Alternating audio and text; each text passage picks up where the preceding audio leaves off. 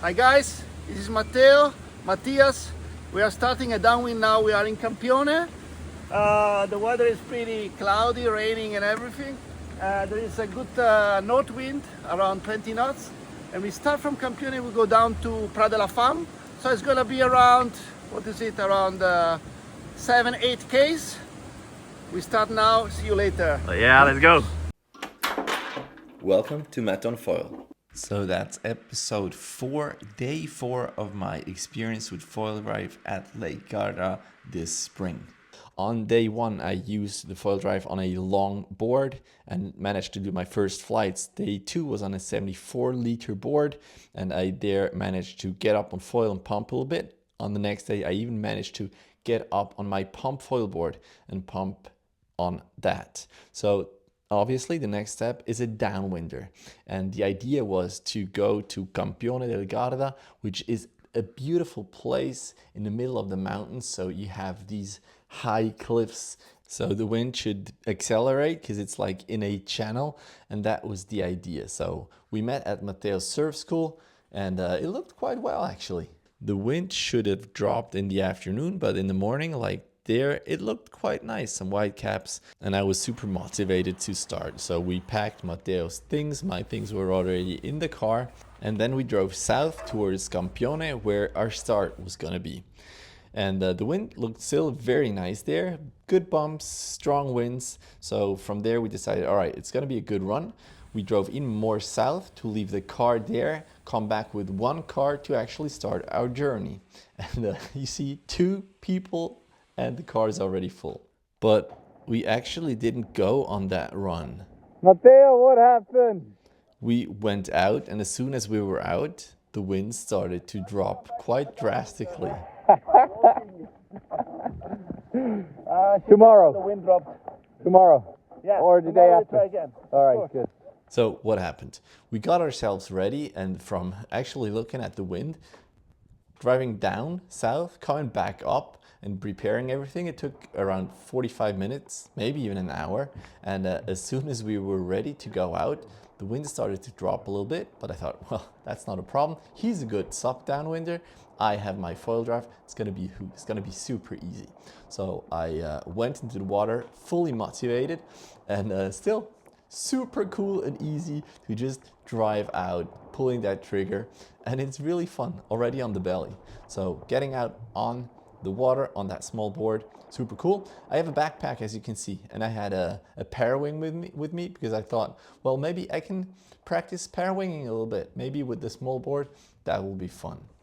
But already there, I realized, all right, now in the waves with the FoilDrive, that's another story. And I had a few fails, as you can see here.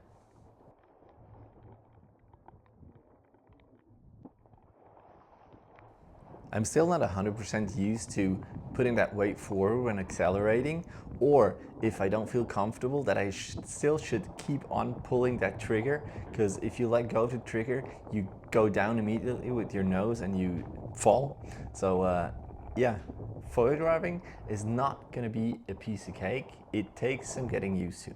But there were a few bumps left, and sometimes I actually even managed to foil a little bit on the bumps. So feeling that glide again, so cool. And with the FoilDrive, it was really easy, because any other way it wouldn't have been possible. Even Matteo didn't manage to get on foil paddling.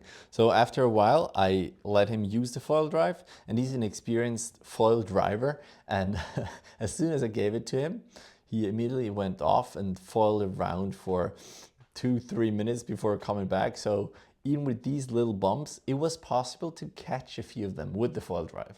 With the paddle, no chance for me. With the parawing, not at all, because there was no wind left. Sometimes it even changed direction to south, so it was really not possible for me.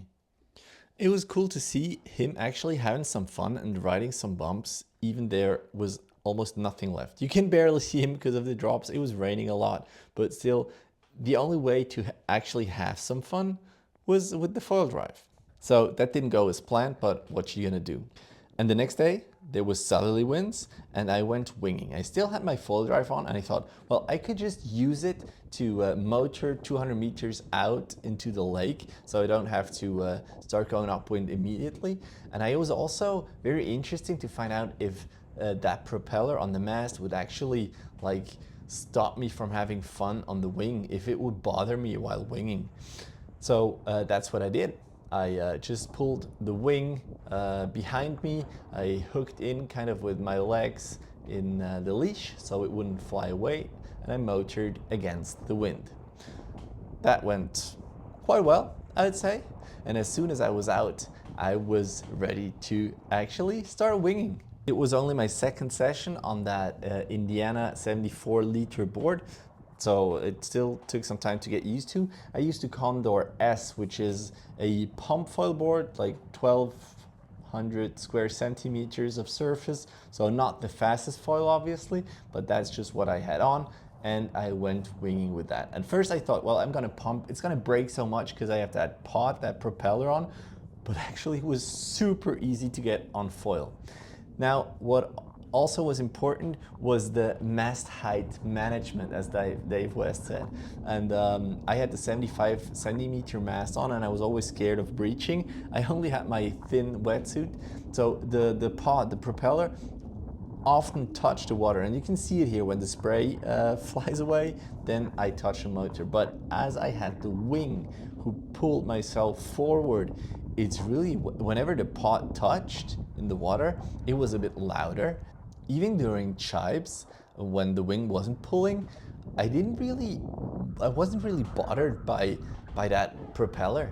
And of course, if I were to wing and do nothing but winging, of course I wouldn't put the propeller on, but like taking it off and putting it back on, if you want to FoilDrive, that's kind of a hassle. So really, it's not that terrible.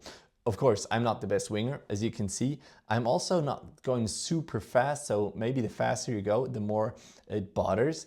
And here I changed the camera from my antenna on the helmet to the wing, so you can actually see the pod hitting the water quite often, but really not an issue. What was more of a problem was big branches or even trees in the water, or some seaweed, because as soon as you hit those, yeah, it's game over. So compared to those, dipping that pod, that propeller in the water is really not that big of a problem. The bigger issue was that I chose my 75 centimeter mast because I just thought there would be less drag when downwinding, because you already have drag from that propeller. But actually it was harder because that mast height management was difficult. Of course, you don't want to dip that pod, so you fly higher, but as soon as you fly higher, you have the chance of breaching. So finding that sweet spot is even harder. So for the next time, I would use the 85 centimeter mast, so just that I have a little more space. Because yeah, if not, something like that might happen. Oopsie. That concludes my session winging. So next time I'm gonna be going for a downwinder, and then when I wing, I'm just gonna leave the pod on as I did here. The next session with FoilDrive is gonna be in the Netherlands, and the next week I'm gonna meet Dominic Hoskins, the manager in Europe for FoilDrive, and I'm sure that we're gonna go for a downwinder or maybe some parawing with FoilDrive combination. Let's see what happens. Follow for more of that FoilDrive wing foil content. See you there.